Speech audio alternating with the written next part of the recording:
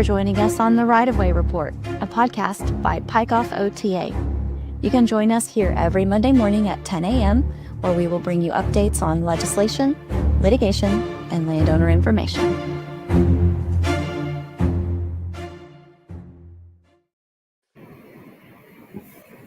Good morning, everybody. Good morning. How's everyone doing today? Great.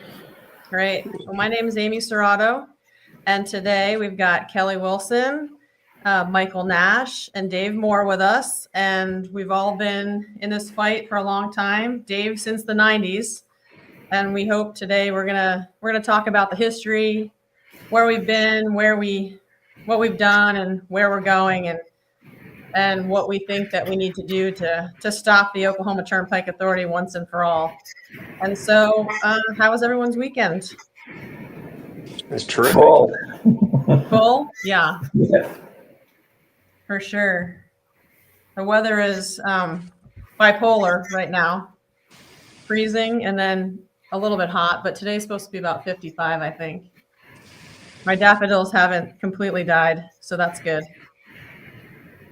So I guess we want to start out talking about the history of this, what I call monstrosity, or we call the zombie apocalypse, maybe. The zombies rose again from the dead. So Dave, do you want to give a little bit of background about how you got involved in the fight and the history, and we can Sure. from there? Sure. Of course, the idea of building toll roads in Norman has been around for many, many decades, ever since the legislature decided to put it into state law. But most people still aren't aware of that. But that's the deal. I got started in 1998 when I read a little teeny tiny blurb in the Norman transcript about that tall. It was in the back pages, and it said there was a meeting about a new highway that was going to happen and plans, and they printed a link to a website. And so I did what so many people have been doing for the past 4 years, is I went to that website and I looked at the map and I went, well, crap, that route goes right on top of my house. So I wrote a letter to the Norman transcript editor, and I made the mistake of putting my phone number in it. And my phone didn't quit ringing for 6 months or longer. No kidding. But all of a sudden, what the OTA and ODOT and the Association of Central Oklahoma Governments started immediately characterizing me and anyone else who didn't like what they were doing as a NIMBY, a not in my backyard person. But then I realized that the situation went way bigger than just Norman, because people from all over eastern Oklahoma County, Choctaw here, New Orleans, Jones, Moore, Oklahoma City, Arcadia, Edmond, were all getting involved, and they're finding out information that was not exactly publicly distributed, but it was true nonetheless. And nobody wanted to go along with the highway plans. Nobody liked it. Dumb idea, horrible idea. And so eventually, Neil McCaleb, the Secretary of Transportation for the state of Oklahoma, came out and said, okay, we quit. We're going to quit. You guys win. We're done. Well, they weren't really done. Meanwhile, the Kickapoo plan started happening to build a turnpike called the Kickapoo Turnpike. At that point, my wife was very ill, and I deliberately decided not to get involved because I needed to take care of things at home, because I knew what would happen if I stuck my foot in there and started doing something is, once again, my phone would not stop ringing for months, and the fight against the Kickapoo would dominate my life. Okay, you guys know what that's like. And so I decided not to get involved. But then that event happened. They built the stupid turnpike, the Kickapoo. Time went on. And then here in 2022, I turn on the TV and it's a news story about this meeting that's happened at Cross Point Church, I believe it was, in Norman, about new turnpikes coming through. And it blew my mind looking at how many people showed up for that meeting. And I sat around for a few days just pondering this, because by this time I'm living by myself. My wife passed away years ago, so now it's just me. And I decided that I was going to get involved because I saw what the city council was doing, the Norman City Council, and I realized they had no idea that any of that had ever happened in the 90s. They had no idea. And it dawned on me, well, maybe it's because when that stuff was going on, you guys on the city council were still in high school. I was 45 years old back then. Well, I'm not anymore. But so I decided to get involved in 2022. And the first thing I did was I took all these newspaper clippings that my wife had had the foresight to save and preserve and mount on pieces of paper, hundreds of them.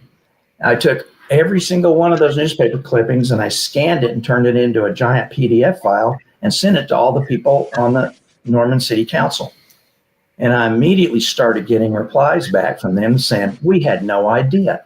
We had no idea anything like this ever happened. And I said, well, you'll see that the Norman City Council passed a resolution opposing the road projects back in that day. Why don't you guys do another one?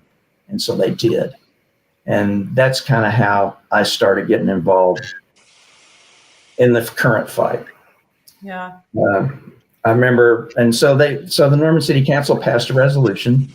And then a few weeks later, I remember standing around in the hall at City Hall after a meeting, and I was there, Michael was there, and then County Commissioner Derry Stacy was there.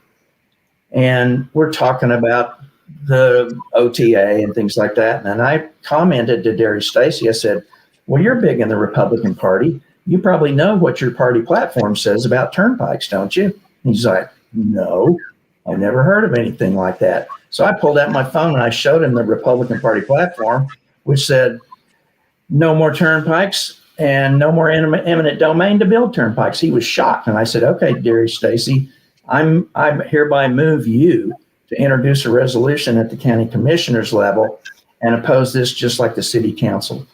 And he did. Well, a lot of stuff's happened since then, and that's kind of how I got started. It just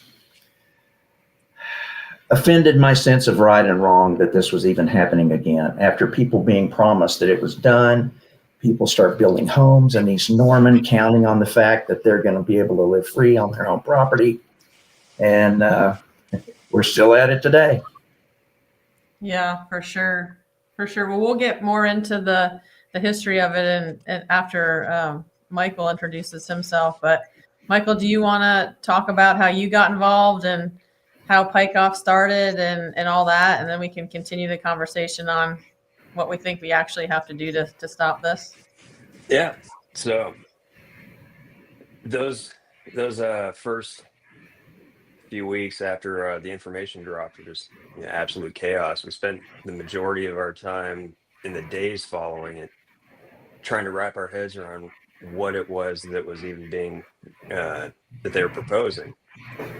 And it is genuinely one of those situations that the closer you look, the worse it gets. Looking at the promises that Stitt had made about its purpose, we were finding discrepancies from that. Like they're saying that it's going to be faster to get to the airport, but it wasn't.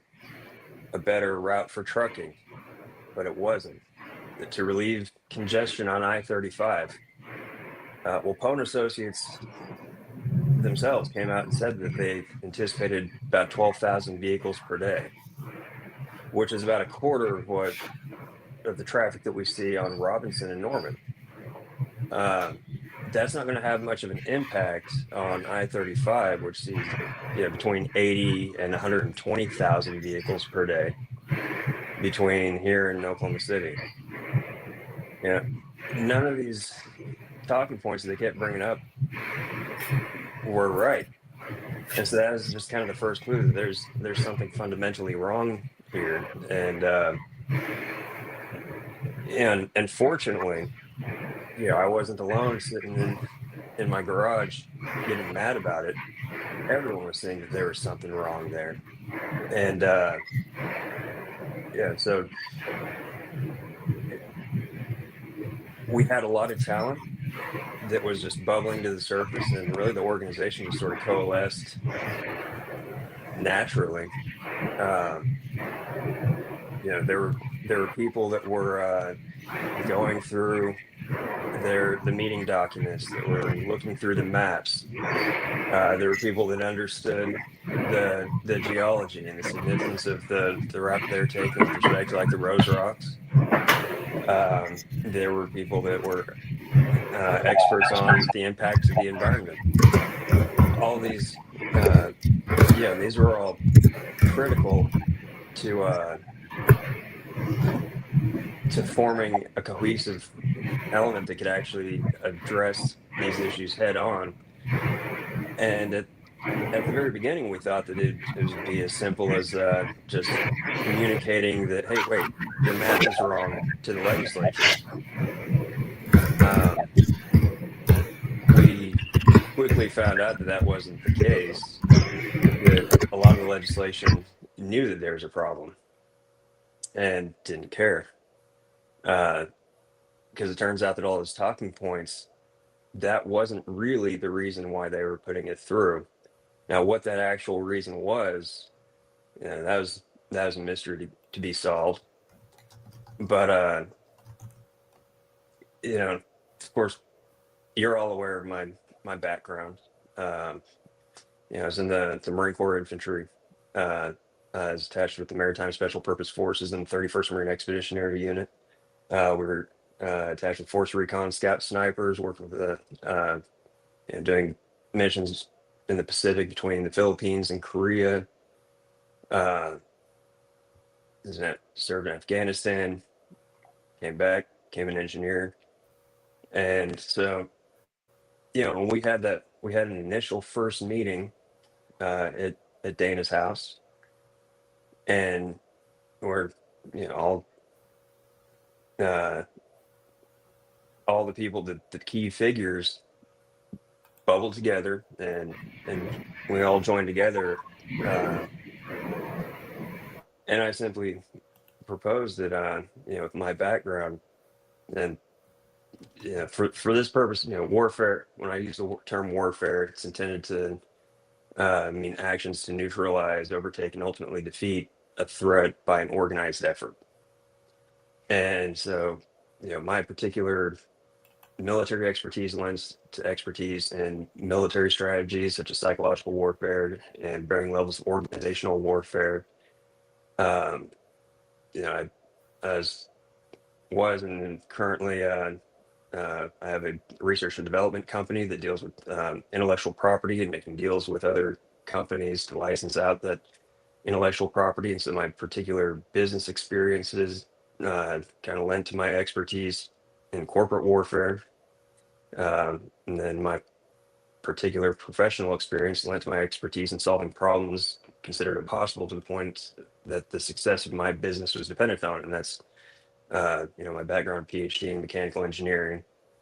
And so then my limited but deep experience in the political realm, having served on the city council in 2020 to 2021, it is also critical to our knowing how to engage and how to interact with government and leadership. And at the time was it was unsurpassed in the organization.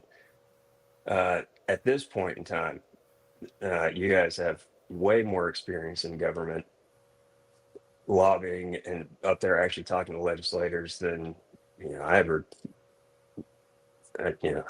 I've been learning a lot from you guys about how things work at the Capitol, and it's I think we've all kind of had a tremendous growth experience through this whole thing, for better or for worse. Blue pill versus red pill, but is if we have that organizational chart, that initial drafts to kind of show that in March 11th, 2022, I had put together that organizational chart that I'd proposed to the team, and if nobody else would be stupid enough to volunteer to take the director seat, then I guess I did. And yeah, and this is the cleaned up version. Yeah. I think the other one, let's see.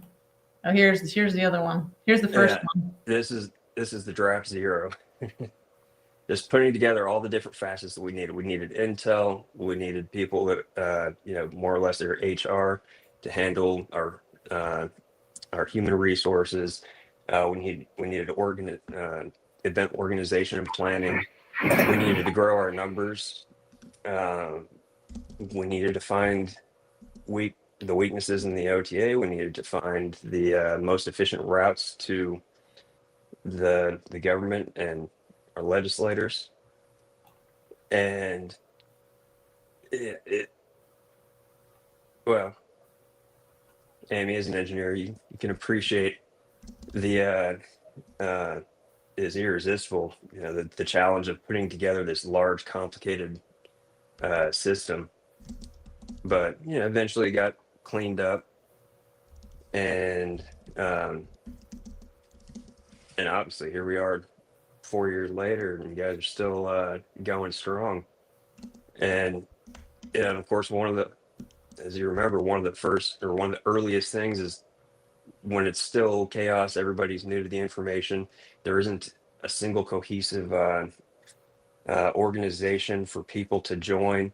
We also had to do this fast. We had to, I saw that we have the talent here that we need to get this thing off the ground. If we don't do it quick, if we don't establish ourselves as that organization dedicated to this purpose, then we risk 5, 10, 20 other smaller organizations popping up that would lead to confusion. The efforts and the energy would be divided, and we'd have no chance. And so it had to be fast. It had to make sense. And so there was a lot of drama there in the first few days, just trying to get all of those things together at the same time. And I guess one anecdote that, of course, when they released that map on the news and I saw it, I ended up breaking my hand on my table. What's called a boxer's fracture. And, I didn't feel like going to the doctor because who needs doctors? I'll heal it myself. Well, in those first many weeks, we met a lot of people, shook a lot of hands, and every single time I had to just hold back wincing from from having to shake hands with my broken hand. But it's one of those periods of time that you look back, how the hell did I pull that off? But we did. And I couldn't be more thrilled with where you guys have gotten to now. Yeah, so let's talk a little bit more about that. So first of all, Dave, why do you think, or why did the fight when you started, why were you guys so successful in just like 9 months? Like, you came out, it was all the newspaper articles said there was a huge amount of outpouring of support for no turns. You had not only the citizens, but you had some of the tribes with you. And then in 9 months, the fight was basically done. Like, Neil McCaleb was like, okay, we're not going to do it. And then they've actually followed the law back then. But now we've been in this fight for 4 years, and they continuously, we can talk more about that, they continuously are breaking the law and usurping the judicial system and all these things that are Now we're 4 years in and we have some success, but we're not quite there yet. What was different in the 90s than today? I think there were just more people over a wider geographic area that were personally affected by the potential plans and got involved. Because seriously, it was Norman, Moore, Oklahoma City, Harris-Newalla, Choctaw, Jones, Arcadia, Edmond. Oh, there were a lot of people in Edmond that were steamed about it. But so it's, and what we're doing today is different in that it's taken a long time to get enough people even aware of the situation geographically in central Oklahoma. Whereas stupidly, ODOT back in the 90s published these maps that showed these routes that were 2 miles wide. Mm-hmm. And people saw that and just flipped out. Yeah, that map you're showing right there, when you zoom in on the map, each one of those things is 2 miles wide because they wanted to preserve the corridor. And the corridor was 2 miles wide because they knew that the route would go in that 2 miles somewhere. They didn't know where, but they had to preserve the whole thing. But geographically, I think just more people were involved. When the tribes got involved, the Kickapoos, the Eptons, Shawnees, and the Potawatomis to a certain extent, but a lot of it was because of the Kickapoos. And they called in these people from the National Congress of American Indians from Nevada, and they flew in and specifically to help. And they treat governments differently than us white folks do. They do. They treat that it's government on government, where we are the citizens of our government. They are just a different government, and they treat it like that. And that I got a crash course in tribal politics, and I remember that one of the leaders called me up one day and he said, well, we're going to have a meeting with the governor. And I said, oh, really? How's that? You making an appointment and everything? And they said, no, we're just going. And they did. And they went up to the Capitol. And the next thing you know, they're in the governor's office and telling him that they need to knock it off because stupidly ODOT had published this map that showed all of these private Indian resources and burial grounds and archaeological sites on the internet. And the next day it's gone. And I and a bunch of other people are like, oh, how did they get that done so fast? Well, it was because of their attitudes and their legal standing. But I think that's mainly why it didn't last as long, is because there were many more people involved, and they're all seriously involved. And ODOT made a bunch of mistakes too. They made some mistakes, then they've learned from their mistakes. And it's different this time around. But yeah, start to finish, 8 months, maybe 9 months, and we're done. Then the state statutes still were in place. And so we struggled with that just like we're struggling with it today, in that Wallace Collins, who was the representative for District 45 in East Norman, called me up one day and he said, I hear you want us to introduce a bill. And I said, yeah, I want you to completely remove the Norman turnpikes from the state statutes. Just get rid of them. And he said, okay, will you write it? Sure, I'll write it. You know me, I'll jump in head first without looking to see if there's even water in the pool. But so I did. I got a bunch of stuff and I compared how it was done and I wrote a bill. And it passed the House. It didn't pass the Senate, thanks to the Prince of Darkness, Gene Stipe, who was the chairman of the Senate Transportation Committee. But it passed the House and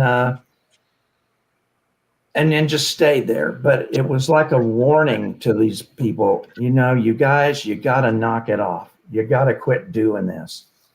And they did for the longest time. People would tell me all the time, you know, it's going to come back. I'm like, well, if it does, we'll deal with it then. But yeah, that section 21 right there you're showing, the bill just called for just deleting that entire thing. And Yeah. it passed. And then they tried to, this is the bill that Neil McCaleb, I think, was referencing in your newspaper article. They tried to make 21 go all the way down to Purcell so they could build it. And Right. the legislature said no. So the statute is still exactly the same as it's been all these years. Yeah. It was shocking that the goons and the justices in the Supreme Court couldn't read English and read the law for themselves and realize that, but that's what it says. Yeah. Yeah, there were several bills that they put in 99 that we used in our Supreme Court case to show that they had tried to get permission to go down to Purcell. This was a Senate bill that they put through, and the legislature said no. And then Neil McCaleb said, "This people have spoken," and then we have listened, and they listened, and then they went away. And then all of a sudden, they resurrected this zombie project, even though they had not changed the statutes in 2022. So, So Poe and Associates, we keep saying that, and people probably don't know who that is, but they were involved somewhat in the 90s, right? But they weren't Poe and Associates then. They were working for ODOT. Yeah, David Streb, who's now the head of Poe and Associates, was the lead engineer for ODOT back in the 90s. Yeah. And he would, of course, show up at all the meetings, and he would try to hog tie you and, brainwash you and all that kind of stuff.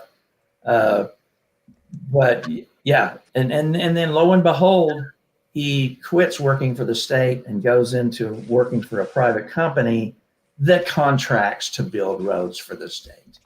What's that called? A revolving door, in government. But yeah, Mr. Streb is still around, but working in a much different way and with a lot more authority than he had back then. Back then, he was just the lead engineer for ODOT. I think the main engineering firm back then was this outfit called HNTB. Correct. And yeah, it's pretty much the same song, different musicians this time around. Yeah, for sure. And Michael, Dave, back in the 90s, did you have a home that was impacted? Is that why you became involved in the very beginning, or were you just right? Yeah, when I first saw that map, one of those routes on that map you showed went right on top of my house that my wife and I were building out in East Norman. We did like so many other people have done. We bought 10 acres in East Norman. We're going to build our dream home. It's going to be awesome. We're going to be country folks. I ended up building it, but everything was just in limbo, just like it is now. But the limbo didn't last as long. And so, by the time it got to 2000, 2001, people felt free. Yeah. They believed what the city of Norman said with the Norman 2025 plan. They believed what ODOT said when they said, we're through with those plans. We're not going to do it. They believed it. And so they built their homes, and now they're in jeopardy. Yeah. From my little property in East Norman that I had, I could see Stan Ward's house because I was up on a hill, and I could see those two lions he had out in front of his front gate with a pair of binoculars. I could see them, and so my property out there wouldn't have been directly affected by the current toll road plans, but it would have been right there. Get up and see it every morning when you walk out the door. Mm-hmm. So that was 98 would have been, I was barely out of high school at that point in time. Right. That's 98. Yeah. And that article you're drawing right there, Amy, that's 1999. That's me in the striped shirt standing there off on the right side because we had a meeting at the Norman Public Library. One thing we did, because we used the internet mainly for email.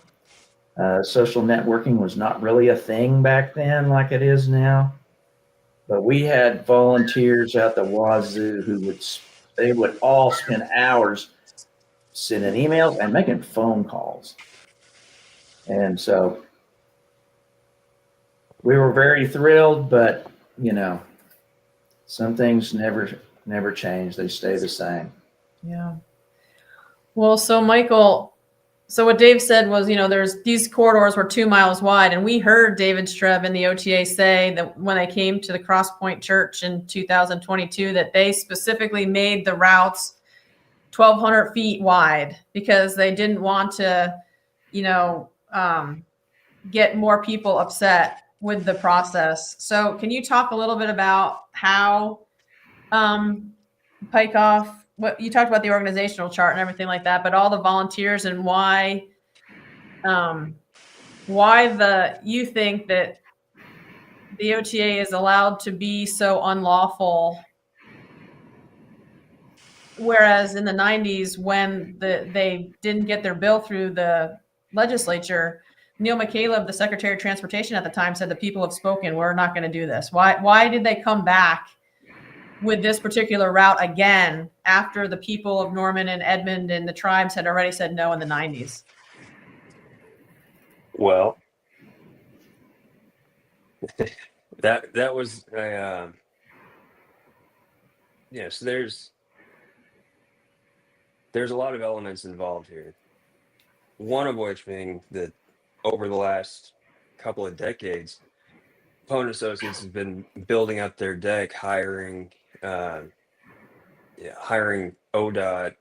former ODOT and OTA engineers and leadership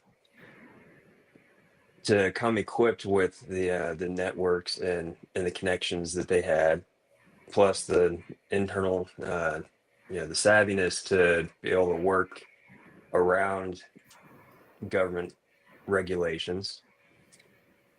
And of course they're also poaching engineers from the various municipalities so that they would know how to circumvent those rules and regulations. The city of Norman's own public works director now works for Owen Associates. And so, that paired with the various connections that they had, because every one of those employees that they poached had those connections in at the Capitol. Their deck just got stronger and stronger over the years, knowing that they would have resistance with very legitimate arguments against it. And so that put them in a position to where they would be able to they'd have a fighting chance to be able to push it through if it came back out. Now, what was the trigger to bring it back out? Well, that's, of course, there's a handful. When after 1987, there's been 4 turnpikes that were approved that were supposed to be constructed as one bond issue. Then 5 or 6 years after that, around 92-ish, there was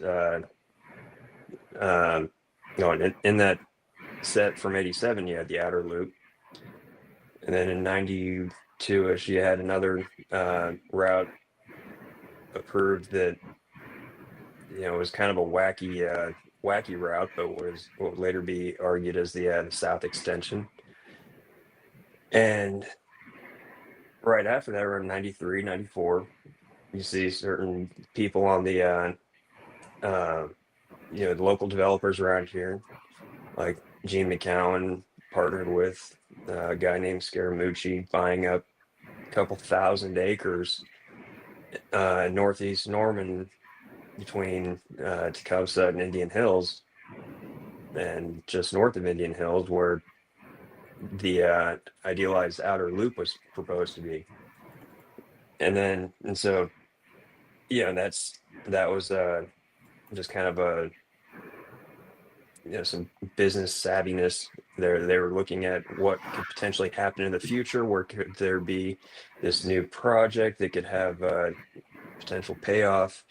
And so they bought up land, kind of speculating on that eventuality. 1999 comes around. It looks like that they're going to be able to pay off on that. They're finally going to see that investment mature, but then it got killed very quickly. By 2001, it had become sort of this memory, but that investment still remained. And you see, a few years later, Gene McCown finds himself on the Oklahoma Transportation Commission. And then suddenly this is resurrected. Now, there's nothing saying that, there's no direct evidence to say that he went in there saying, let's bring this back up because I have this huge investment in all this property that I've been paying taxes on for the last 2 decades, and I need to make a return on it. But it should raise eyebrows, and at the very least, he should have recused himself from every vote that had to do with this turnpike they're going through, but he didn't. Attention started getting drawn to that fact, and then he resigned. But yeah, to him, he had already set things in motion to where he felt he would be able to finally get the payoff from that investment. And so that combination of triggering element that that had the desire, an engineering firm that had a stacked deck, and a legislature that was very well, as another thing as we've come to learn, a legislature that's very well funded by the Association of General Contractors and these other road building organizations, that all these paths converge to right time, right place. And of course, Governor Stitt, do I think he's the mastermind of it? No, he's kind of too dumb to be the mastermind of it, but he's very well manipulated by the people that are in his pocket and in his ear. And and in my opinion, at least from what I've seen, that is the best explanation. Hopefully, now we'd have a better idea maybe of where it came from if we had any justification for the routes. But therein lies another problem that we saw, is that you guys aren't even justifying why you're building this. The handful of things that you have given us in lieu of justification have turned out to be false. Mm-hmm.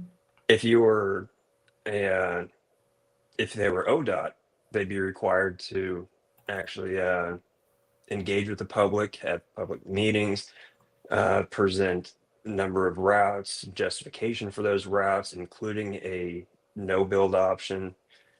But being the Turnpike Authority, which we have seen declared by the Supreme Court, are above the law, above legislation, and they're unregulatable.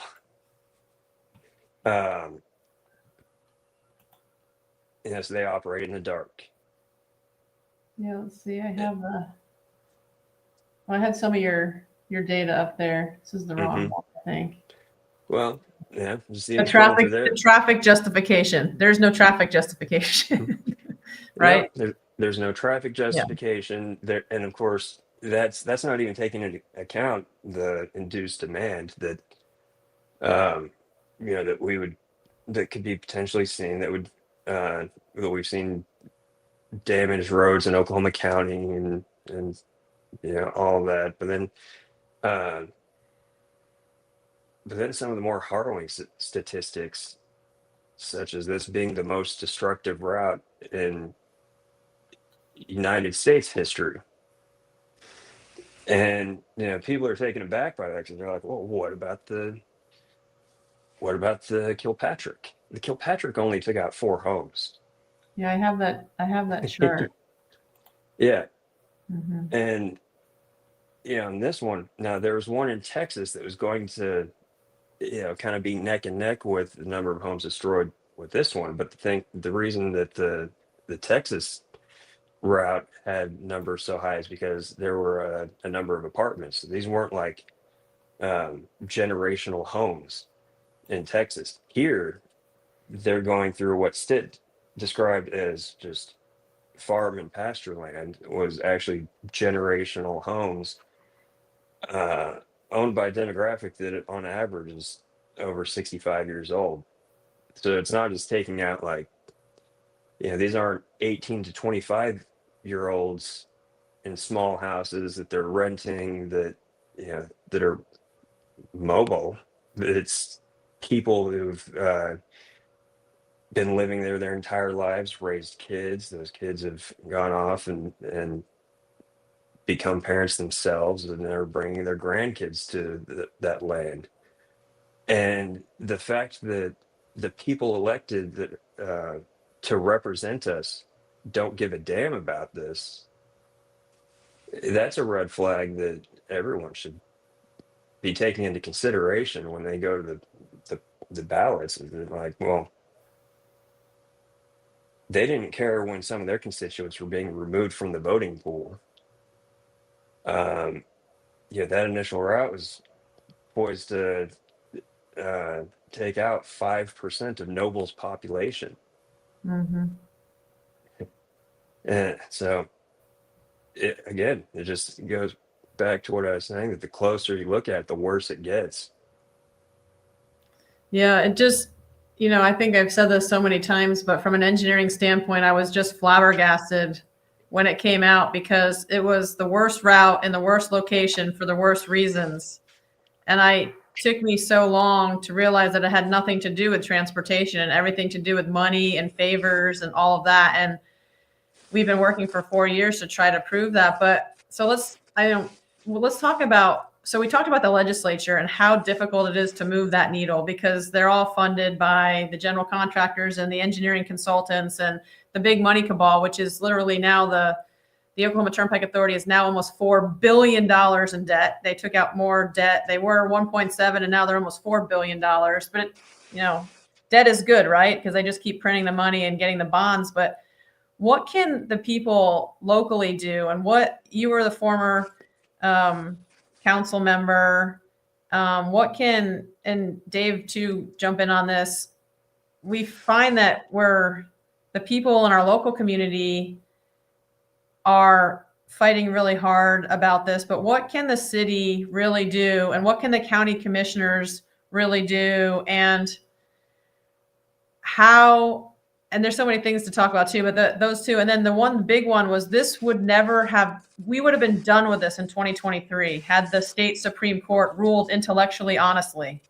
If they read the statutes as they were supposed to and not given the OTA broad agency deference to do whatever they wanted to do, which if you listen to the recording is exactly what their lawyers asked the Supreme Court for. And now that Chevron is dead, which was a United States Supreme Court ruling that says you can't give agency deference, you have to read the law. That happened after we got our ruling. Like what recourse do the people actually have? And what can our local community and our local elected officials do to rein this in? Well, no, eventually, I'm still holding out hope. The legislature, if the plight of the people isn't going to speak to the legislature, money will. And that $4 billion in debt, like if they were to go through this Access Oklahoma plan, back in 2022, 2023, back when the price tag was only $5 billion, and they're looking at at the end of the program, having built up as much debt as the entire state of Oklahoma. And that's a big number. That was before they increased the price tag up to $8 billion. And at what point is the legislature going to sit back and say, all right, now this is getting a little reckless. What are the big ticket items on this Access Oklahoma plan Well, the South Extension is one of them. Not only is the South Extension one of the most expensive aspects of it, but it's also the least justified of all of them. And, of course, at 12,000 vehicles per day, at current toll rates, your current average toll rate is never going to pay for itself. It take hundreds of years. Of course, they're depending on the performance of all the other turnpikes. And, there and again is another route that maybe the legislature would sit back and saying that, these being able to fund these projects from the pool of money, that's enabling them to build routes that don't make any financial sense. And so if they were to eliminate cross funding or cross pledging, where they're able to pay for, well, basically every bond and every debt for the construction of any turnpike gets paid by this pool of money that's the revenue generated by the whole system. They can build turnpikes that don't perform, knowing that it's going to be funded by the other turnpikes that are performing. And they can and so that when they go into like deeper and deeper into debt, like this Access Oklahoma plan, all they have to do is raise the tolls, and they're not that limited to how much they can raise tolls on the entire system. So all they have to do is increase the toll rates on the other turnpikes, like the Turner and the Kilpatrick, the two highest performing. They increase the tolls there, and that'll cover the cost of the turnpikes that are just, for lack of a better term, built for fun. And eliminating that cross pledging would force the Turnpike Authority to actually sit back and take a hard look at whether or not a route is justified. It wouldn't just be a simple money grab by, it's hard, but Well, let's go back for 1 second to what you said in the very beginning. You said the southern extension is not justified. Mm-hmm. So I have up on the screen the picture of the actual authorization that the Supreme Court ruled was okay for them to build the southern extension. And I don't know, people need to really understand what this means, because our judiciary is completely captured, and we have to do not retain all judges when we vote, because it's nonsense that they couldn't read the statute and say that the southern extension that the Oklahoma Turnpike Authority was wanting to build was valid. And so it says a new turnpike and bridge or any parts thereof from a point in the vicinity of the city of Mustang.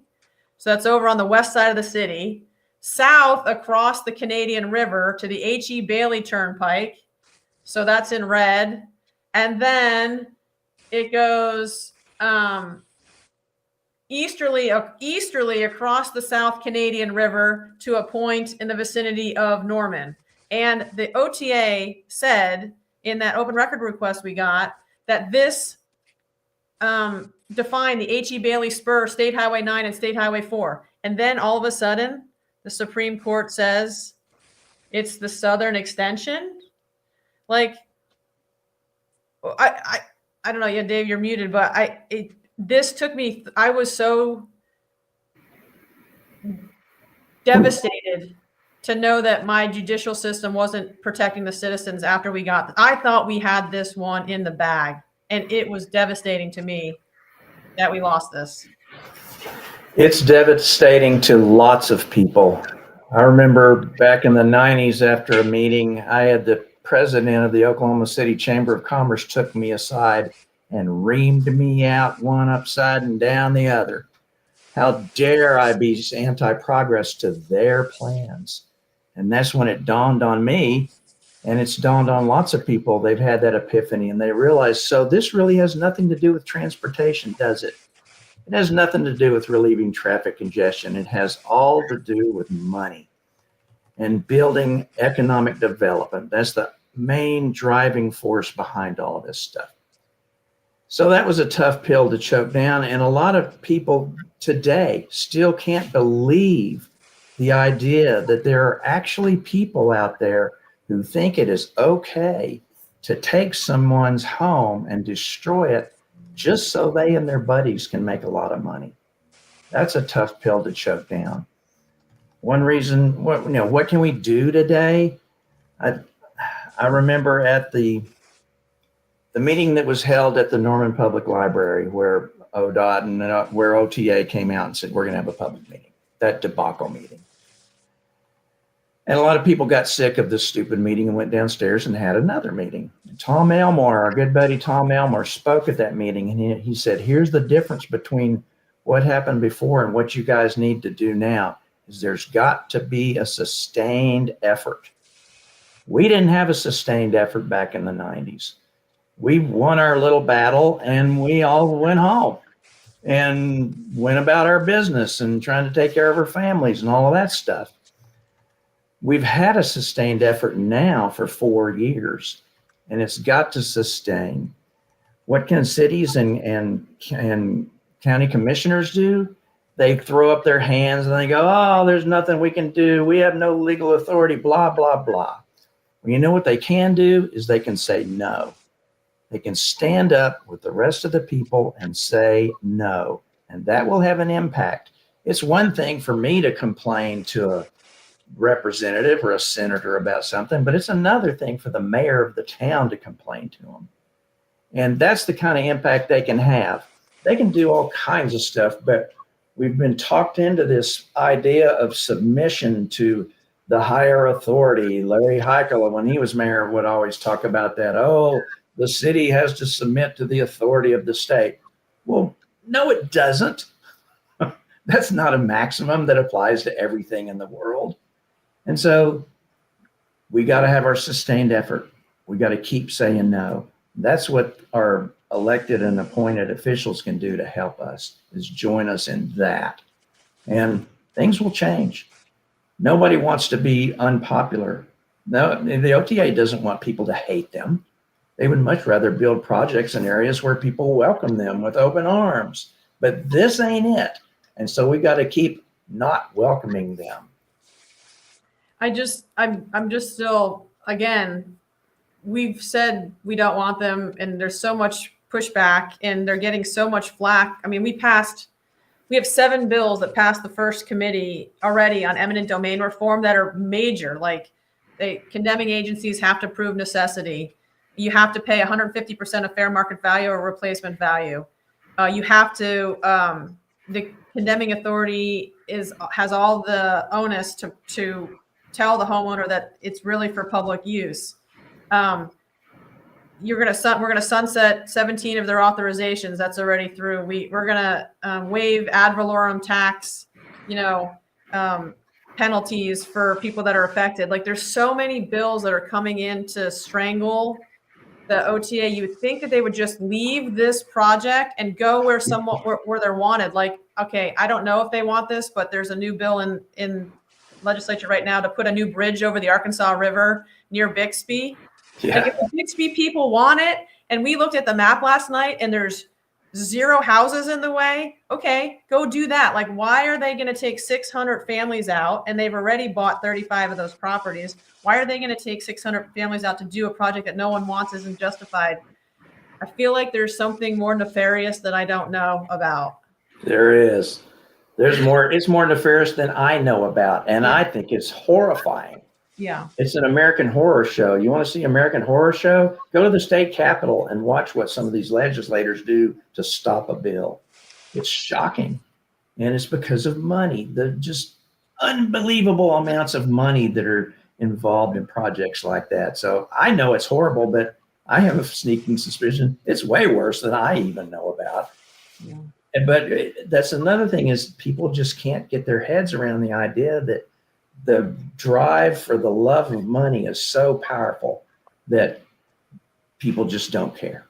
They don't care who they mow over to get their way. And so are we going to stand for it? Are we just going to fold our little tents and go away? Or are we going to keep this sustained effort going? Yeah.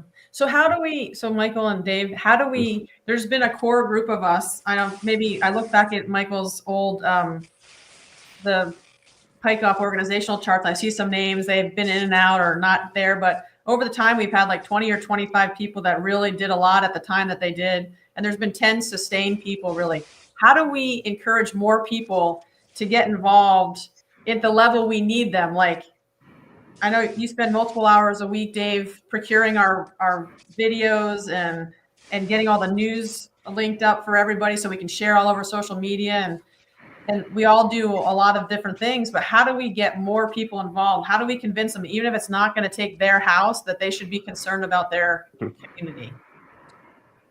Well, so I step back a little bit to the what our local governments can do. Yeah. That whole compliance aspect. So like the former mayor of Norman was notorious for saying, "Oh, well, you know, they're a higher authority.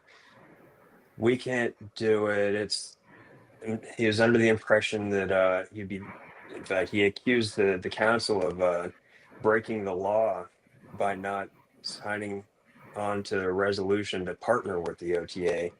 And yeah, so one of the things that I tried pushing through the council was just requirements for environmental impact studies for quote large projects, which wouldn't apply to any project that Norman has seen in its history. With the requirements necessary to become a large project, it would only apply to these massive mega projects, such as the with the turnpike in mind, but not specifically the turnpike. And I argued that we need to have these requirements, and because that was one of the earliest things back in 2022 when the Norman City Council passed a resolution to oppose the turnpike. The condition was until environmental impact studies have been performed to be able to show that this wouldn't have an adverse effect on the city, on the water supply. And of course, that was the bar. That was that one requirement that the OTA would have to satisfy to theoretically get Norman's government on board. They flat out refused. Then we tried to have legislation go through to require an environmental impact study. Legislation shot it down. But when I was proposing the requirement for the environmental impact study, Heiklo would argue that, well, they'll just ignore it. Well, okay, make them ignore it, because an entity like this barreling through the city, ignoring city regulations and policy and requirements, that shows that we are not on the same team. That we're just their victims. Make them disregard our policies. That'll get people's attention. That'll make the news that the Turnpike Authority is blatantly disregarding the future of the city for this turnpike that they have yet to justify. And and that would have been an opportunity for the people on a larger scale to see that the OTA is not working for the citizens. Even if their house isn't in the path, this public-private partnership that is come to be known as the OTA has grown to a point where it's definitely the monster under your bed that nobody's safe from it. And in fact, there are people that will argue that, well, if you don't like the turnpike, just don't use it. That's not going to save you from its impact, because there's the economic impact. That whole aspect of, well, that's $360 million in toll revenue that the Turnpike Authority generated in like 2022, 2021. That's $360 million that comes out of Oklahoma's economy that would otherwise be spent for the most part on goods and services. the sales tax alone from that would be able to pay for the maintenance of those roads if ODOT were to own them. But it's not about making transportation that's useful for Oklahomans. It's not about improving Oklahoma's economy. It's about improving David Streb and Neil McCaleb's economy. The Association of General Contractors. You got to think back to like the piano tuner problem. If you make a firm estimation of how many piano tuners in a certain city, based on an expected average number of pianos in the home, you got a target number of piano tuners that would facilitate the tuning of all those pianos. What happens if a piano salesman comes into town and starts pushing pianos everywhere, but you still only have the same number of piano tuners? Well, these piano tuners are going to do pretty well. Well, that's what the Association of General Contractors has become the piano salesmen that are coming in pushing these projects that are unnecessary because they need their bottom line to grow, but the need isn't matching their desire. So they need to create this idea of a need. And there's no end to it. And as it is, anybody who had this hope that maybe these toll roads would be converted into free roads, if they go through with this entire Access Oklahoma plan, there's not a snowball's chance in hell that those bonds are going to be paid down in the next 50 years. So, so whether or not you use them, it's got its impact to our Oklahoma economy. And of course, when you're looking at the big trucking industry that's traveling on the turnpikes, I think that was around 150 million a year. That's not 150 million dollars that just comes from the trucking industry. They're not just so generous that they're going to cover the cost of the tolls. Those costs get passed down to the goods that are on our shelves. And so we have inflation and we have the cost of transport that keeps going up, especially if Access Oklahoma goes through, and they're going to have to triple the cost of tolls on all their toll roads. We're going to be seeing those at the grocery store. So if you think it's bad now, it's going to be a lot worse when you got that additional cost that's being levied from just paying the tolls. Every single Oklahoman is going to be impacted by it, but it's just not as obvious because price tags don't have a breakdown of where that cost came from. And and when you think about the OTA being nothing about transportation, that by how they act in the legislature. And just quickly, and we'll go on, but we have the OTA has been giving talking points against our bills, and we had a line in one of our bills that said, the authority shall collaborate with elected officials of cities and counties where the new route will be located. And Director Joe Kelly said, historically, this would stop all turnpike projects because there has always been some city or county that didn't support the project. I recommend removing that sentence. So, they don't even want to collaborate. They want to be legislated above everybody to do what they want, because that's just how their cross-pledging model is. They can build bad roads because they're good. 3 good roads can pay for it. They don't want to talk to the city. They don't want to talk to the county. They just want them to do what they want, which is why it was crazy to me that the Cleveland County commissioners jumped in bed with them and promised them roads they don't even own or rule over, Indian Hills. And I think hopefully that's a lawsuit waiting to happen. I just hope something goes wrong with that, because that was just, they say they want to talk to you and communicate with you. And then you act like you were there in the Ward 5 meeting or the council meeting. Oh, well, we want to have a meeting with the OTA. And the OTA said, nope, we're not going to come meet with you. They just want you to use you to give you permission to come in. And then they just forget about all of those promises and then do what they want. And we have our old friends in the towns in the background lobbying city council to open up lines of communication and consider approval of these resolutions to partner with the OTA. And, and of course, these resolutions are to allow them to put interchanges that connect to our public roads.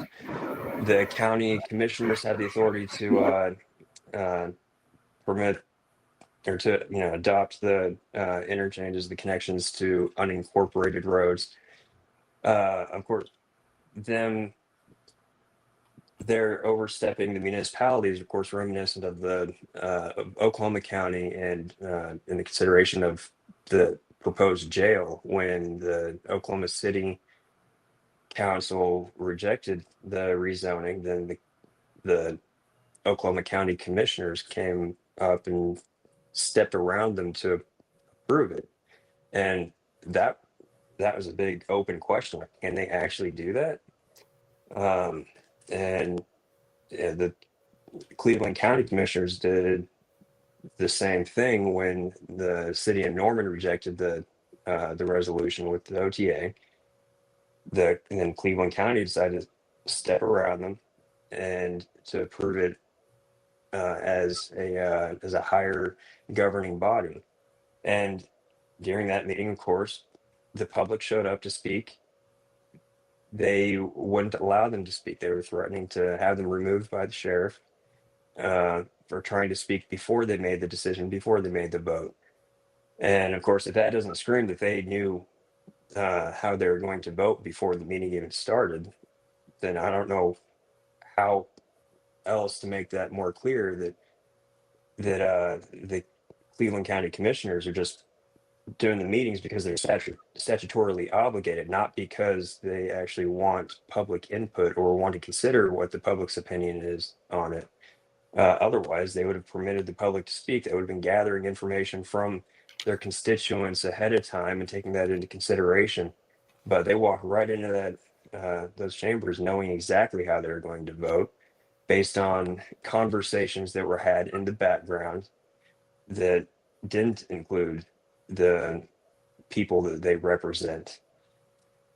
And so, if the people just need to put more pressure on their local governments to make them listen, or make their lives hell until they listen. Show up to every meeting, demand that that the public is allowed to make comment ahead of voting in consideration of the items. When there's items that are simply for discussion that aren't actionable, that's the best time to permit public comment, because that is in theory the time that the county commissioners are having the discussion to better understand the problem and exploring the the merits of the different whatever actions that they will consider in a future meeting. Part of that information gathering process, if it doesn't include the public, then that should constitute a very big problem for the public that's going to the ballots and considering who to vote for. That if that person's history hasn't been in consideration of the people, then why the hell would you vote for that person again? And really, it's just to get people need to vote for the right people. People need to know who the right people are to vote for, and the only way to make that happen is to get the information out to the people, which is the big challenge of of any organization's effort to reform the government, is to communicate it to the people so that the people can put the pressure on the elected officials. And if the elected officials don't do the public's will, then vote for a candidate that will do it. Yeah. I was disappointed in the turnout, though, the voting turnout. I always am. But the last Ward 5 vote, only 15% of our ward showed up to vote. I mean, I know that Dave will tell me this has been happening since the 90s in Oklahoma, that people just don't vote. And then they complain about what happens. I feel like you can't complain unless you vote. I always vote. Wards 3 and 5 were exceptionally low, like outlier level low. Ward 3, I think, had about 1,000 voters less than what you'd expect in a typical council race, and that's even accounting for, like, the additional voters we see on mayoral years and all that. The Ward 5 had about 500 less voters. So there's a significant drop, and my best explanation is that because they were special elections, because the other wards, the even number wards, had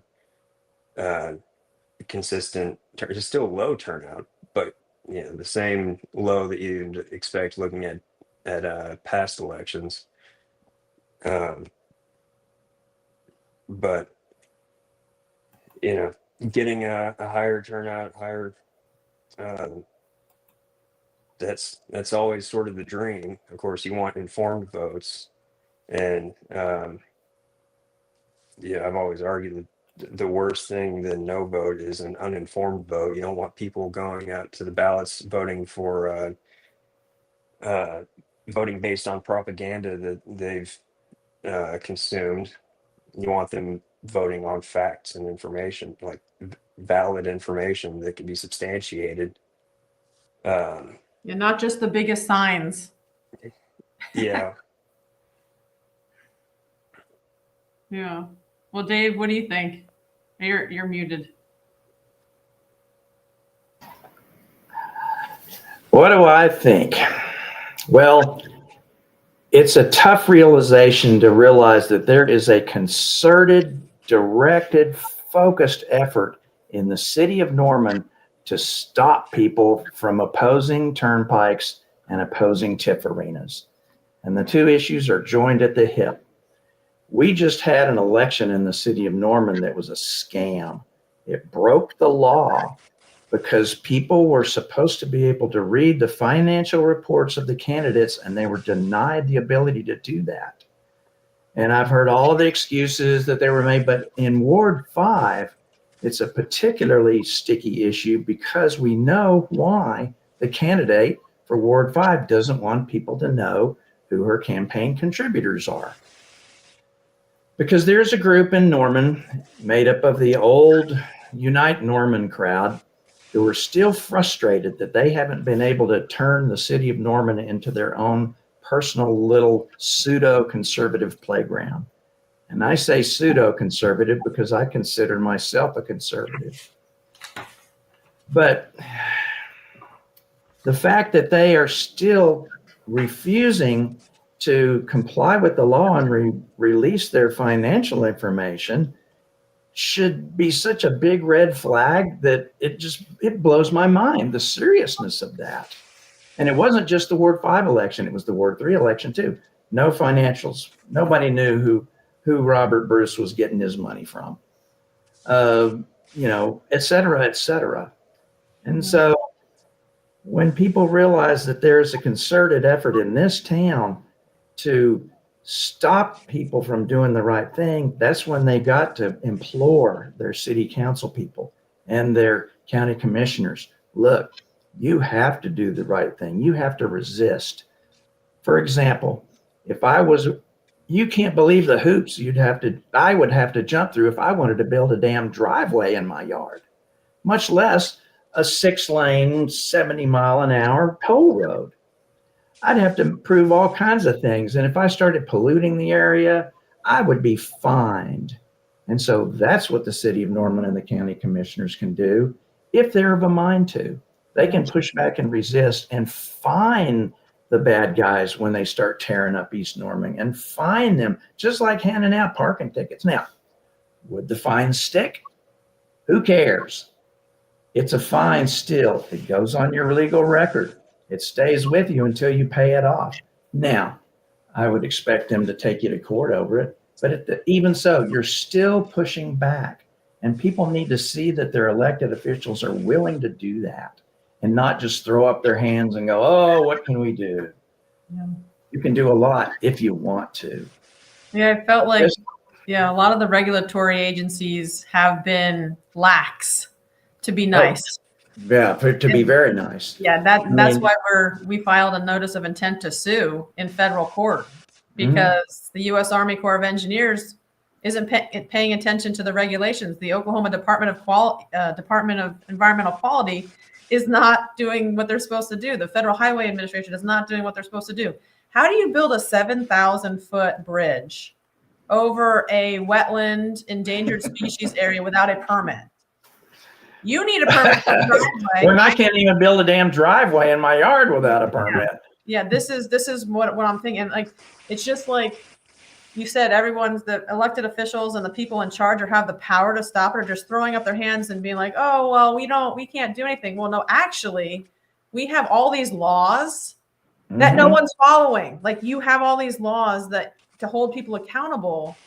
But Well, we're getting ready to find out if the Oklahoma Election Board is going to follow the law, because complaints have been filed with them about the Norman City Council elections and what happened. And they have the power to suspend elections. There are 2 clauses in there. They have the power to fine people for not following the rules. They have the power to suspend elections if the law isn't being followed. And especially regarding electronic devices that don't function, networks that don't function. And that's exactly what has happened, is they're saying, oh, our network's terrible, and this system that we had to file your financials, it doesn't work. Well, too bad. The law still says what it says, and so the election should be suspended until that stuff is fixed. Yeah. So that's my 5 cents on that. One of the big, there's a lot of people out there that will just say that, what's the point? Why fight? You can't win. And the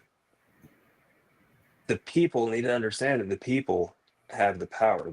You strip that away when you convince the people to give up that power. If you convince them not to fight, not to oppose it, then they win. It's the people don't. The people never lose when the people choose to continue to fight. And one of the things I said over and over again early on was that we really only need to win one major battle. The OTA has to win every battle.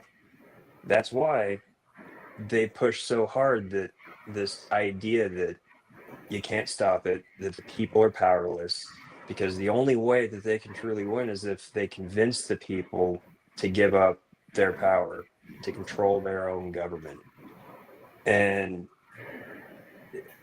as long as the people keep that in mind, just remember that they are the ones with the power until they decide not to be the ones with the power, then the people can still change it. That's the big question, is will they continue to stay active and involved? Because if they don't, then what's the point of any of it? What's the point of government? If it's I not say to that protect anyway. people. I say that anyway. What's the point of government anyway? It's totally non-functioning. There are some good people. Okay, there's some good people, but it's like a machine. And do you remember when we had Chuck Marone on, and we asked him, well, how do you stop it? How do you stop it? And he's like, Amy, you don't want to know my answer to that, because it's such a big cabal, right? They fund new construction, not maintenance. They fund power, and the government never takes away their own power. And so I feel like in 4 years, we've really done a lot to push back and change just little things that hopefully will start snowballing and pushing back on the bigger machine coming this way. It's just trying to get people involved and stay involved and know it's a marathon, not a sprint, really. Right. The only people who lose are the ones who quit. Then you're out of the fight. I agree. Done deal. That's what they want, right? They pick on communities every 10 or 20 years so that people forget. And like, how many people from the Kickapoo do we have fighting with us? I don't know very many, because they're so traumatized that they just want to forget about it. And Right. it's really too bad. And then we had someone on No More Turnpikes the other day from the Creek, the fight from the early 90s. the Creek Turnpike pop on and say it was just so traumatic and what they do. And I just hope that for our children's sake, you know, we can make enough of a dent that they can't ever do this again in the way that they've done it. There has to be some kind of oversight. And I just wonder how you change the judiciary, how you get them to do the right thing, and how you get the legislative body to do the right thing, and then how you get a non-corrupt, executive branch.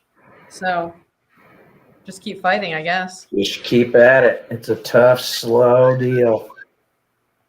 One thing I'll point out real fast, sorry, I've been behind the scenes working on this. But I also wanted to point out that one thing I've noticed with the landowners who are being impacted right now, there's several that have been heavily involved in our fight this time around. And now that they are in the process of, they're at the end of the road, OTA is threatening condemnation, that sort of thing. So they have had to make a decision that is really hard for their family to, that's in their best interest to go ahead and move forward with letting the Turnpike Authority acquire their property. And seeing it from that perspective, I see that physically they are so involved in the process of packing and moving and looking for a new home that they're not able to commit much time to helping us, even though they still support our efforts. So I just kind of wanted to put that out there, that if you see people kind of dropping off, it doesn't mean that our fight is dwindling. It just means that some people don't have it in them right now, physically or emotionally, to continue to push forward. But that just means that we need more people to step up and to take action. And so just kind of keep that in mind. That might be what happened with the Kickapoo. I was thinking about this the other day, that might be why some of them dropped off and why their fight kind of ended, because they were so physically consumed with the next step that they really couldn't continue. And so it's going to be really important that for PIKE OFF to continue moving forward, we're going to need people to step in when these people are having to step out. So. And we are, we are the only organization in the state's history to be successful against the Oklahoma Turnpike Authority for so long, for 4 years. I mean, they haven't paved the road yet, right? And that's right. They typically try to build within a 2-year period. So yeah, it's a great community of fighters, so many different personalities, but all under one main point, protect private property rights and stop the Oklahoma Turnpike Authority from running over the citizens, which I think is a great goal. Even if we're unsuccessful in stopping the East-West Connector, the Southern Extension, the fight doesn't stop there. The fight goes on to try to limit the Oklahoma Turnpike Authority from doing any more damage across the state. So it's been a crazy 4 years, I feel like. Yeah, PIKE OFF is nowhere crazy near indeed getting to its end. We are still a very new organization, but we have been wildly successful. I kept hearing that over and over again when I was up at the Capitol this summer. Our legislators were like, because we were up there asking them, well, how can we write our bills better? What can we be doing that would lead to more success? And every single one of them stopped and looked at us and went, you guys don't see it because you're not seeing that needle move as much as you want, but you guys are incredibly impactful. And they told us story after story that even as a legislator, they've written bills that they haven't seen as much success, even sitting in that office with their own bills, as what we have seen. And I'd like to remind everyone that back in 2022, I don't know if anybody remembers House Bill 4088, but that was going to authorize a new route from the north end of the Kickapoo up through Arcadia and connect back to I-45, kind of in the Guthrie area, if I remember correctly.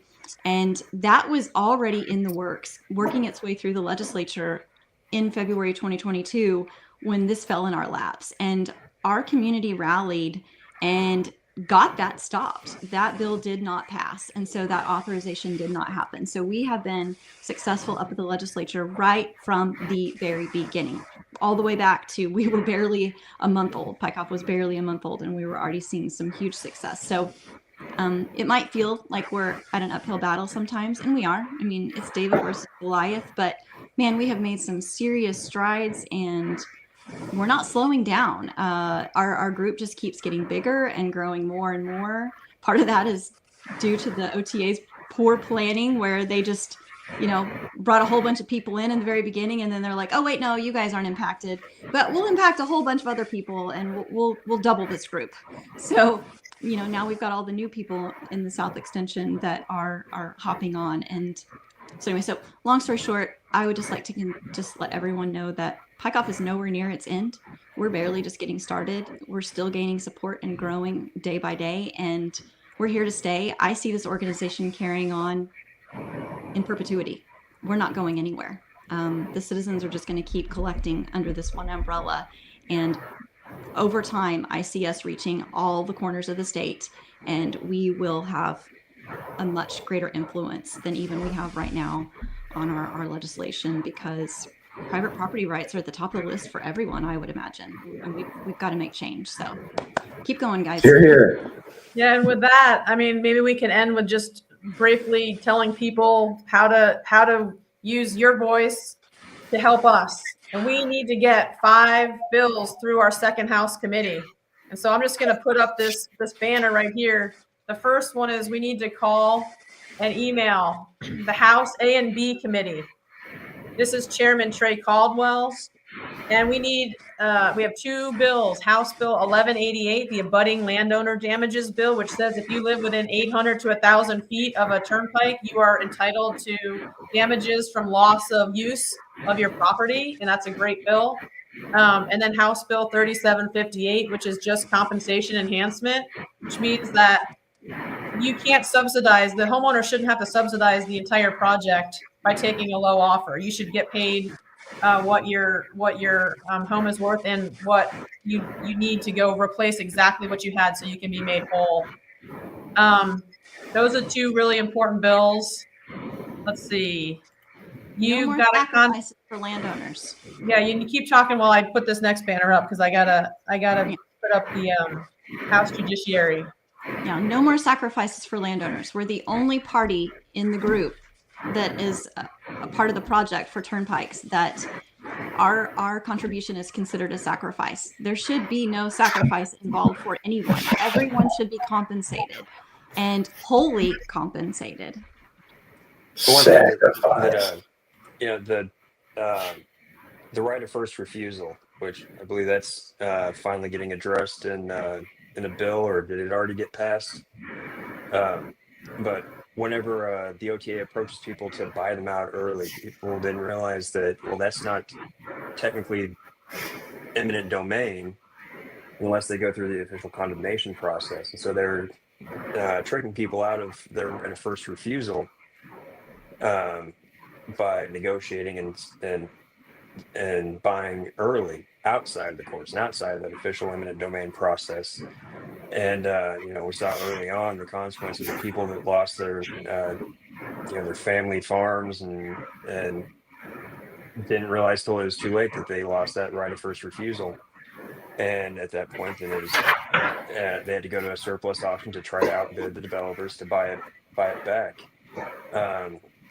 Getting that taken care of so that people that sell early are statutorily required to be given the right of first refusal. If that can't be put through at the legislative level, then anybody that's in that situation of selling early needs to have in their contract the right of first refusal. They shouldn't just assume that they're going to be given the opportunity to purchase it back at or below the initial price if that land becomes surplus. But there's another important aspect that people aren't really that aware of, that so like when a municipality or when a city is buying or selling property, they're appraising it at a fair market value, but that needs to be under the assumption of that the owner's actual potential use of the property. And so a good example that I saw with the city is that the state was trying to sell Griffin to the city. They appraised it at something like I can't remember what it was, like a particular part of the property, like 15 to 20 million dollars. The city had it appraised, and it was, like 2 or 3 million. And so why this discrepancy? And they looked into it, and the reason the state was so high was because they were assuming all the potential uses of it, the highest and best use being like commercialization and all that stuff. Well, the state can't develop it to be these private enterprises. The state's uses are limited, so the highest and best use by that owner is much lower than if it was owned by a private entity. And the city came back and argued that like that appraisal is way too high because you're making the wrong assumptions about who you are and who's selling it. The state realized, oh, okay, yeah, that we did make a mistake. So then they reappraised it and came out to about that same price. So if you have the right of first refusal to purchase your property back from a state entity, that fair market value is necessarily lower than what they paid you initially, because when they bought it from you, you're a private citizen. Your highest and best use is, the sky's the limit on what private enterprises you could put on there. But once the state owns it, those uses are limited. Their highest and best use has a lot lower of a value. So if you're in that position where you're purchasing your property back, you should not be paying the price that they paid you initially. You should be paying about 1/10 of that price to get it back, because the foundation upon which that appraisal is based is now significantly different. And that's one of those fun facts that you find out going through the municipal process, and just seeing that that's not something that's advertised very often, because government doesn't want you to be paying. They want to get as much as they can, and so their best weapon is to prevent you from having the information to begin with. Mm-hmm. Yeah, For sure. Something else landowners should probably also keep in mind is when you are negotiating the sale of your property, please request the full right-of-way plans for your parcel. And I would encourage you to look at the two parcels to the side of you and to the north and south of you as well. Don't just settle for just some little, crayon drawing that shows, okay, here's your house and here's where the turnpike lines are going to be. And so we want all of it. You want to see those full design plans. You want to see at least the 90% design plans that show exactly where the turnpike is going to go, exactly where they have the right-of-way lines. And if you get those plans and you notice that, well, look, actually, you're not going to need all of my property. It doesn't require all of my property. You might want to seriously consider holding on to the part that they quote unquote don't need. And think about this. In the end, if the turnpike took the entire parcel, they are going to surplus part of your land, which is your investment right now, right? Should that investment land goes up, up, and up. It never goes back down, right? So when the Turnpike Authority purchases the whole parcel, eventually they're going to surplus part of that and they're going to auction it off. They're going to sell it to their developer friends at a really low price, probably. And then the developers are going to develop it. Well, if you can wait it out long enough and you still have a part of your property that's now right up next to property that developers are also purchasing at the surplus auction, they're going to want what remainder you have as well. And you might be able to actually cash in on that investment and sell it to the developers at a much higher rate than you can sell it to the Turnpike Authority right now. So just keep that in mind. You don't have to sell all of your property. Just because they say they want the whole thing doesn't mean that you have to give them the whole thing. So if you can work it out where you can keep part of it, just know that that's an option. Yeah. So, and contact your legislators and tell them you support these bills and you'd like to have them heard. And so we have 2 more bills here. This is in the House Judiciary and Public Safety Oversight Committee, Chairman Robert Manger.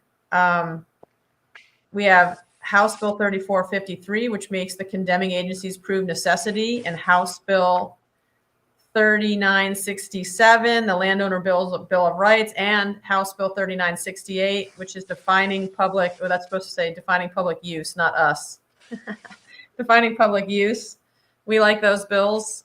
Please call and email to support them. And then we've got Chairman Brian Hill is the House Commerce and Economic Development Oversight Committee. We've got sunsetting the dormant OTA location authorizations. That's House Bill 3757. We like that one. I can't even believe that got a hearing and it passed through. So good for us. And then the last one, we've said this several times, several weeks in a row. We have 2 Senate bills that have already made it through committee and are slated for the floor, but it won't get put on the floor unless the Senate floor leader, Julie Daniels, puts it there. So Senate Bill 80, which is OTA accountability. It's not a perfect bill. It needs to have a little bit more teeth, but I mean, part of it's really good, the sunsetting stuff. So better something than nothing. And then the Senate Bill 2001, which gives ad valorem tax relief to displaced people. I think that this bill actually has some issues right now because it just has to deal with the turnpike eminent domain. And I think it should be dealing with all state and all the eminent domain in our state. But it's still a decent bill. I think it's going to be pulled back and have to add it, be more broad. And so just so everyone is aware, when we started this 4 years ago, when we went up to the Capitol, and the legislators told us we were picking on the OTA and we needed to make our bills more broad. And so this year we worked with the Institute of Justice and we wrote our bills in the broadest sense for the best, most comprehensive eminent domain reform to make Oklahoma the place you wanted to live if you really like private property rights. And then the legislators are going, oh, you need to make these more specific to the state agencies or the OTA. We're like, wait a second. You told us you wanted them broad, so we made them the best that we could make them, not just picking on the Oklahoma Turnpike Authority. And now you want us to make them state specific. I don't know if we really want to do that. So it's been an interesting discussion, let's put it that way, with the legislature, because I feel like we can't win. We go one way, and then they tell us to go the other way, then we go that way. And then they tell us to go back to the other way. So we're hoping that we're going to get our original language put all back and that we can really help people that are affected by eminent domain across the state. And of course, everybody knows my personal belief. I think eminent domain should be completely abolished. I don't think we should have it anymore. It shouldn't even be a thing in our Constitution. The government shouldn't be allowed to take your property. But since we have it and it's not going away, we might as well put some protections up for the people. In March of 2022, I was pushing to have push a bill that for eminent domains use for projects that are speculative in nature, having considering 10 times fair market value being the just compensation. Yeah. I'm sad to see that it's gone down to just 1.5, but with the ad valorem aspect, the entity that's pushing the eminent domain, that's responsible for the use of eminent domain, inheriting the obligation to pay the taxes for the next handful of years, be the best general road. Because imagine like the railroad were to be pushing through, then make that railroad be responsible for the ad valorem aspect and that relief. It would make everybody that decides to steal property through Oklahoma statutes have to rethink that project and actually consider whether or not that project is worth the detriment to the people. Yeah, for sure. For sure. Well, we're at an hour and 37 minutes. Do we want to wrap it up with some final thoughts and get on with our day? Does anyone have anything? Dave, do you have any final thoughts? Decide what you're going to do and how you're going to do it, and reach out to people like us and other folks that are out there working this job and ask, what can I do? What would you want me to do? What can I do to help you? Because people are not alone. And so stand up. It's the United States of America still, even though we got all sorts of problems and crap going on every time you turn around. It's still supposed to be the land of the free and the home of the brave. And so keep that in the front of your thinking. It's not all just about you. It's not all just about me. It's about all of us. And that, I think, is the deciding factor for many people. When they get that in their heart and their mind that they're doing this to help everybody, then it just opens up a world of opportunity that wouldn't be there before. Yeah. Michael? How about you? You have any thoughts? Well, I'm extremely proud of where Pike Off is, is what you guys have become. I feel like my first year was getting you guys up to cruising altitude. But like I told you guys on the first day, I don't know how to make people happy. I don't know how to do any kind of organizations. And all I know how to do is fight wars, then win them. And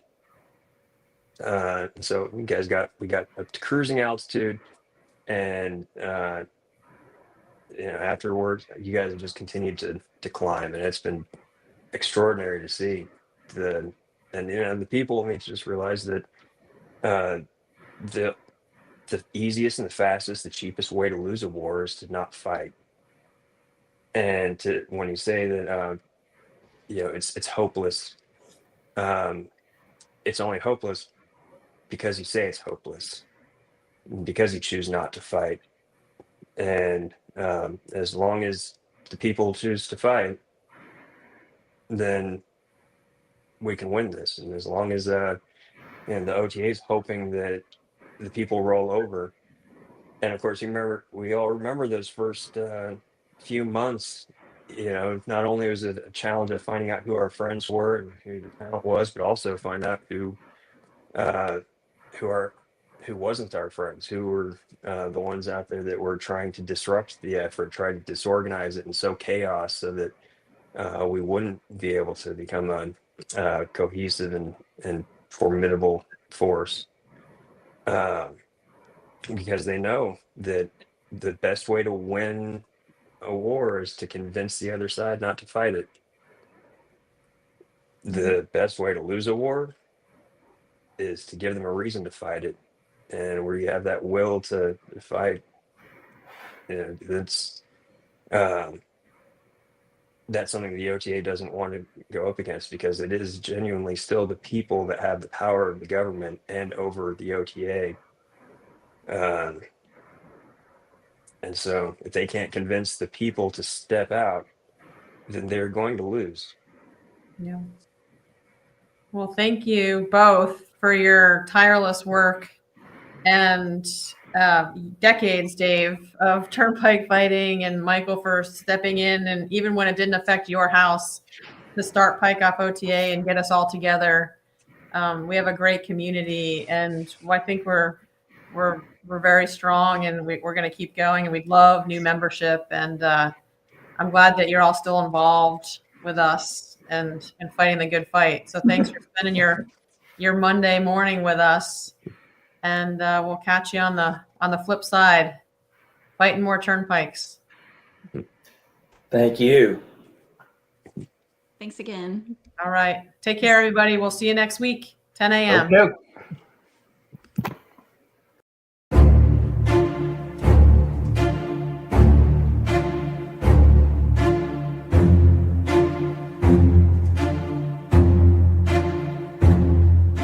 Thank you for joining us on the Right of Way Report, a podcast by Pike Off OTA. You can join us here every Monday morning at 10 a.m., where we will bring you updates on legislation, litigation, and landowner information.